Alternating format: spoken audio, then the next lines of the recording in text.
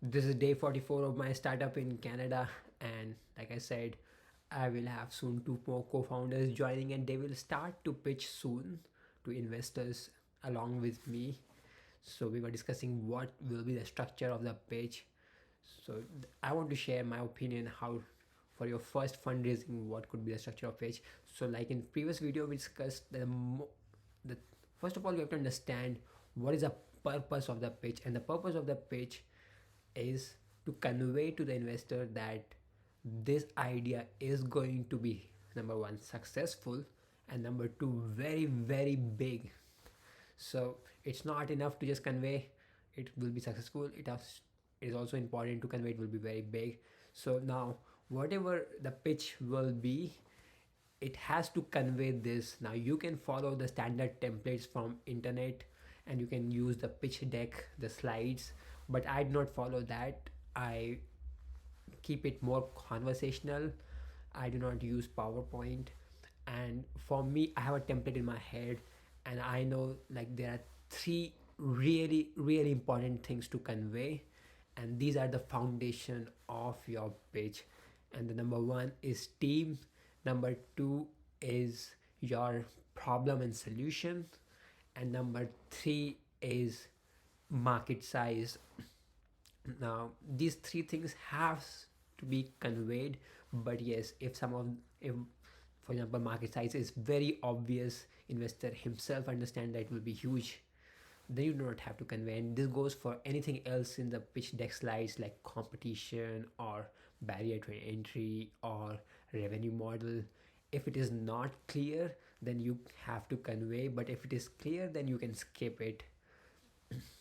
So what is team? So team is that you and your co-founders understand there's a reason why you and your co-founders understand the problem, and why you and your co-founders will be able to solve it. So you have to show both expertise in the problem domain and the expertise in the solution domain. So not all of the expertise has to be in you, but in your team. And sometimes you can also say that you can hire some people to cover up that expertise when you raise funds. That is also allowed. The second is problem and solution. So yes, you have to be very clearly define the problem, the pain point that your target customer is facing, and how do you know for sure that this pain point exists, and also how important and how much of this pain point, what will be the value if you solve this pain point, what will be the amount the prospect or your target customer will be willing to pay to have this pain point relieved. And now again, if you have data to support your hypothesis, very good. But sometimes even in the beginning you do not have the data for the first round of funding, then also it's good actually, because most of the times you'll see that investors themselves have a belief about things, and if your belief, your hypothesis matches with their belief, then they're pretty happy about it. So everybody is human, not everybody is so data centered, especially the investors who go for the first few rounds of funding, because at that time there is no data. And yes, you can get interviews, but who believes in the interviews? It's how easy it is to get people to say things, right? So, and the third thing is market size. So yeah, and again, for many of the ideas, the market size immediately is clear. Like supposing it is for some kind of thing to improve confidence, then everybody needs to improve confidence, and investor knows that it will be a huge market.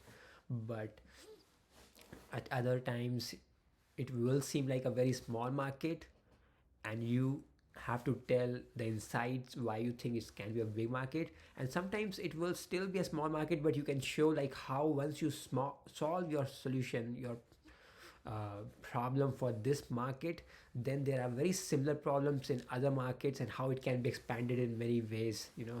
So that is also one way to solve the market size problem. So these three things are the foundation of a good pitch and a good idea. And rest of all is supporting evidence, like or more extra information you can give them. If even if you don't give them, then investor can ask those as follow-up questions. And yes, when investor asks these follow-up questions, you should know the answers. So while you are only telling these three most important things from your own end, but you should know answers to everything that investor can ask. So one of the angel investors gave me this insight. So I asked him, like, what do you look for at the time of investing? And he said that when I discuss with the founders the idea, and if I have an insight about their domain which they do not have, that the founder does not have, then I do not invest in that idea.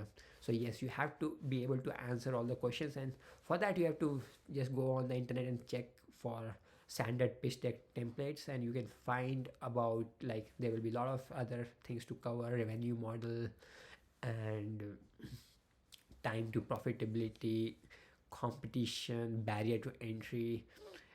And some of these things may not be there in the initial idea, but you should have a plan about how these things will eventually come up, or your startup will be able to acquire some of these things. So that's it. One more thing I want to add, that the idea should be new, of course. So if you're doing a startup in a tech industry, in tech domain, then it has to be new in one way or another.